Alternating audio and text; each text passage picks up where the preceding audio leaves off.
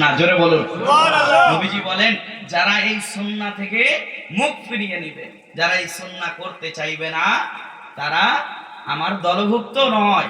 নবীজি বলেন, হে যুবক সম্প্রদায়, তোমরা বিয়ে করো, তোমরা যারা সামর্থ্যবান তোমরা বিয়ে করো, যদি সামর্থ্য না থাকে রোজা রাখো। প্যারে হাজিরিন, মূল কথা, প্রধান কথা এটাই, শ্রেষ্ঠ কথা এটাই, বিয়ে ইবাদত। জোরে বলুন সুবহানাল্লাহ। আর ইবাদত করতে যদি আমি আপনি চাই, আমার আপনার ছেলেদের যদি করাতে চাই, ইবাদত কোনো ব্যক্তির অনুসরণ করে হয় না, কোনো দুনিয়াবি নিয়ম কারণে হয় না। ইবাদত যদি করতে হয় মদিনাওয়ালার সিস্টেমে করতে হবে। আমি 2 রাকাত নামাজ, 4 রাকাত নামাজ, এটা ইবাদত। আমি যদি আদায় করি আমার বাপের নিয়মে, নামাজ হবে তো? তিনি তো আলেম, কেন হবে না? হবে না কেন? ইবাদত কোনো ব্যক্তির দ্বারাই হয় না, কোনো ব্যক্তির কথা অনুযায়ী হয় না।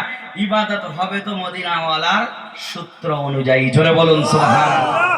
নবীজি বলেছেন সবচাইতে উত্তম বিবাহ হলো যে বিয়েতে অল্প খরচ হয়।